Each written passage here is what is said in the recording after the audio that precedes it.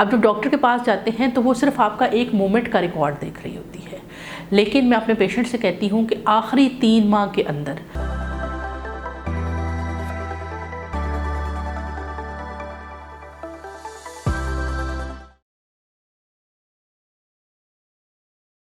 जी, अस्सलाम वालेकुम। मैं हूं डॉक्टर नाइला, गायनी सॉल्यूशन के फ़ोरम से। आज हमने इस टॉपिक के ऊपर बात करनी है, वो ये है कि हमल के आखिरी 3 माह के अंदर वो कौन सी मिस्टेक्स हैं जो औरतें करती हैं, वो कौन सी गलतियां हैं जो आप करते हैं और वो आपको नहीं करनी चाहिए, जिससे आपकी प्रेगनेंसी के ऊपर बुरे असरात हो सकते हैं। तो ये तकरीबन कोई 7 से 8 पॉइंट्स हैं, मैं इनको काउंट करती जाऊँगी। नंबर 1 है कि आप बहुत ज़्यादा बेड रेस्ट पे चले जाएँ। बहुत सारे मरीज़ों को 90% मरीज़ों को एक्सेसिव बेड रेस्ट की ज़रूरत नहीं होती है। अगर आप हमल के आखिरी 3 महीनों के अंदर अपना चलना फिरना बंद कर देते हैं, बहुत ज़्यादा बेड रेस्ट पे चले जाते हैं, तो उससे आपको नुकसान होता है फ़ायदे के। कुछ पेशेंट हैं जिनको बेड रेस्ट की ज़रूरत होती है आखिरी 3 माह के अंदर। उनमें वो मरीज़ हैं जिनकी वाटर बैग लीक कर गया हो, जिन्हें वक़्त से पहले दर्दें लग गई थी और दवाइयाँ देकर वो दर्दें रोकी गई।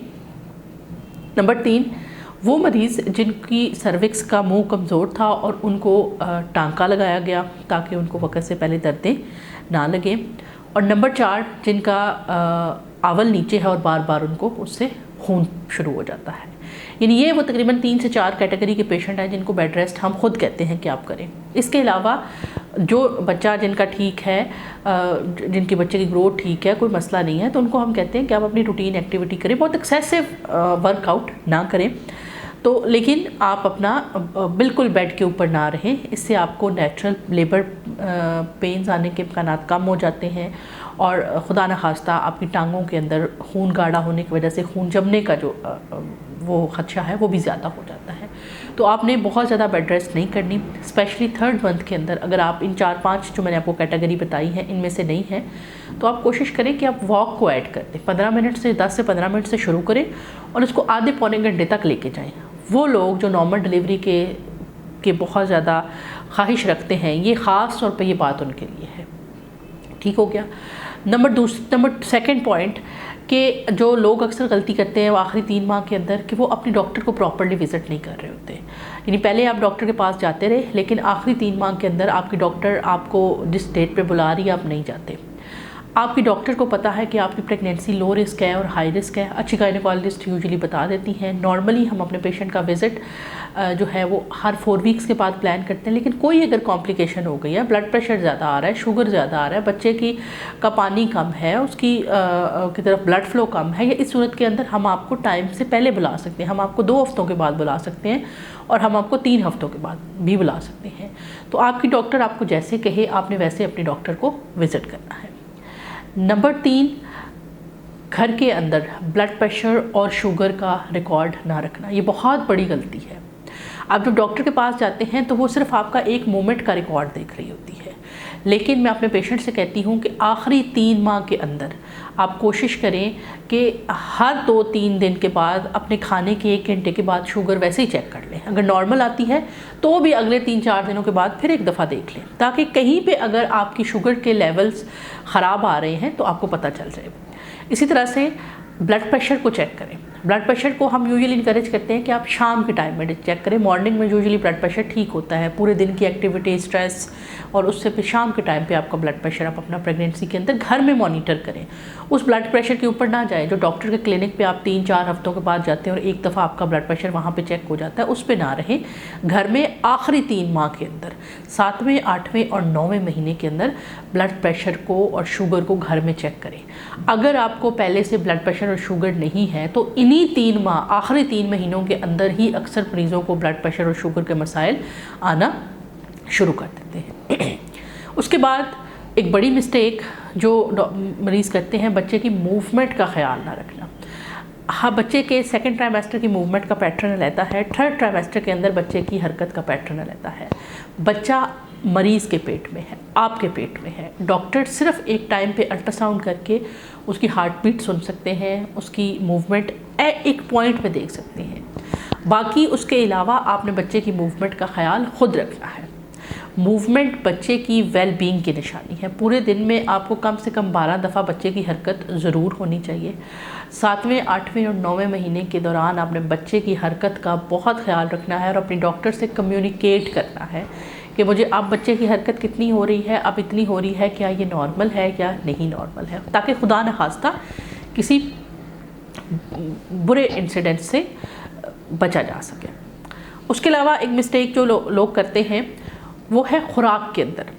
जो प्रेगनेंसी का 3rd ट्राइमेस्टर है, यानी आखिरी 3 महीने, 7वां, 8वां और 9वां महीना, उसके अंदर आपको कार्बोहाइड्रेट और ख़ास करके जो रिफ़ाइंड कार्बोहाइड्रेट है उसको अवॉइड करना है। रिफ़ाइंड कार्बोहाइड्रेट्स अगर आप ज़्यादा लेंगे तो आपके शुगर के ज़्यादा रहने के इम्कानात ज़्यादा हैं। आपके बच्चे का वेट बहुत ज़्यादा बढ़ सकता है, जिस केसेस में नॉर्मल डिलीवरी नामुमकिन हो जाती है। बच्चे के गिर्द पानी ज़्यादा हो सकता है और इस तरह की बहुत सारी कॉम्प्लिकेशन हो सकती हैं। अब बात यह है कि रिफ़ाइंड कार्बोहाइड्रेट कौन सी है। चीनी, बहुत ज़्यादा डिज़र्ट्स जो होते हैं, इसके अलावा मैदा और राइस। इस पर मैं हमेशा अपने पेशेंट्स को कहती हूँ कि 3rd ट्राइमेस्टर के अंदर आप इसको हफ्ते में 1 या 2 दफ़ा इस्तेमाल करें, बहुत ज़्यादा इस्तेमाल ना करें। डेली बेसिस पे अगर आपको मीठे की क्रेविंग हो रही है तो आप बहुत ज़्यादा अगर मीठा खाते रहेंगे तो आपके बच्चे का वेट बहुत ज़्यादा हो जाएगा। आपने कॉम्प्लेक्स कार्बोहाइड्रेट इस्तेमाल करने हैं जो सब्जियों के अंदर होते हैं, और जो आपके आटा भी यूज़ करना है वो आपने मल्टीग्रेन या चक्की का आटा यूज़ करना है, जिसके अंदर सिर्फ मैदा ना हो बल्कि ब्रान भी हो एडिड। 3rd ट्राइमेस्टर के अंदर खुराक किस तरह की हो वो मेरी एक अलग से वीडियो भी है, उसको भी आप सुन सकते हैं। तो ये आपने मिस्टेक नहीं करनी कि आपने आखिरी 3 माह के अंदर इतनी शुगर, इतना मीठा और इतना कोल्ड ड्रिंक्स या ये चीज़ें पिए जिससे कि आपके बच्चे को जो है वो नुकसान हो जाए। अच्छा, इसके अलावा बहुत सारे लोग जो गलती करते हैं वो ये करते हैं कि लास्ट 3 मंथ्स के अंदर आपने अपने HB को ज़रूर एक दफ़ा चेक करवाना है। अगर इसके अंदर खुदा न खास्ता आपकी HP कम है तो हमारे पास ऑप्शन होती है, हम आपको आयरन के ड्रिप्स दे के आपकी HP मेंटेन कर सकते हैं।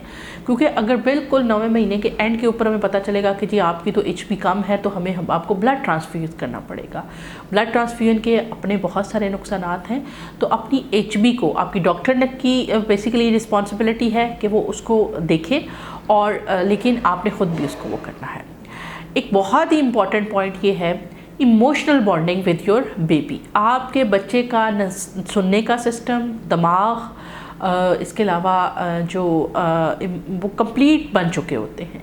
आप अपने बच्चे के साथ अब आखिरी 3 माह के अंदर वो आपकी आवाज़ को आइडेंटिफाई करने लग जाता है।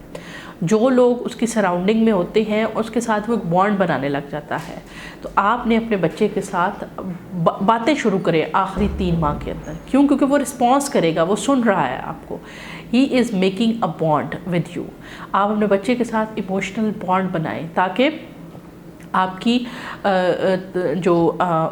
आप कम्युनिकेट करें उसके साथ, कि ताकि आपके अंदर उसको फ़ील करें, ताकि आपको पता चले कि कितनी बड़ी नेमत अल्लाह ताला आपको नवाज रहे हैं। जब डिलीवरी के बाद आपका बच्चा आपके हाथ में आए तो आपकी ऑलरेडी उसके साथ बॉन्डिंग हो चुकी हो। अच्छा, इस तरह से बहुत सारे जो मेरे पेशेंट हैं उनको मैं ये कहती हूँ कि जो लास्ट मंथ होता है 7th, 8th, 9th मंथ, उसके अंदर पेशाब के अंदर इन्फेक्शन के और विजिनाइटिस की यानी विजाइना के अंदर इन्फेक्शन का जो रिस्क है वो भी ज़्यादा हो जाता है। तो आपने इनके ऊपर भी अपना नज़र रखनी है कि कहीं आपको बार बार पेशाब तो नहीं आ रहा, जलन के साथ तो नहीं आ रहा, पेशाब करने के बाद एंड पे आपको पेन तो नहीं हो रही है, या बार बार पेशाब की हाजत आती है लेकिन पेशाब खुल के नहीं आ रहा, कोई गंदा नीचे से डिस्चार्ज या पानी तो नहीं आ रहा। इन सारी चीज़ों को आपने अपने नोटिस में रखना है। इन दी के जितने पॉइंट्स हैं इनके ऊपर अगर आप अमल करेंगे तो आपका जो 3rd ट्राइमेस्टर है वो इंशाल्लाह बहुत अच्छा रहेगा। और last but not the least एक इम्पॉर्टेंट पॉइंट है मोड ऑफ़ डिलीवरी। इसको अपने डॉक्टर्स के साथ ज़रूर आखिरी 7वें, 8वें और 9वें महीने के अंदर ज़रूर डिस्कस करें। जो अच्छी गायनोकोलॉजिस्ट हैं वो आपको अगर नेचुरल लेबर की तरफ लेके जा रही हैं तो आपको लेबर पेन के ऊपर आपसे बात करेंगी। अगर आपका C-सेक्शन होना है तो वो उसके ऊपर आपसे बात करेंगी। जैसे अगर आपके पहले 2 C-सेक्शन है, अब आपका 3rd है, तो इसमें नॉर्मल डिलीवरी का चांस ना होने के बराबर है। तो डॉक्टर मोड ऑफ़ डिलीवरी के ऊपर बात करेगी ताकि आप मेंटली उस चीज़ के लिए प्रिपेयर होने लग जाएं।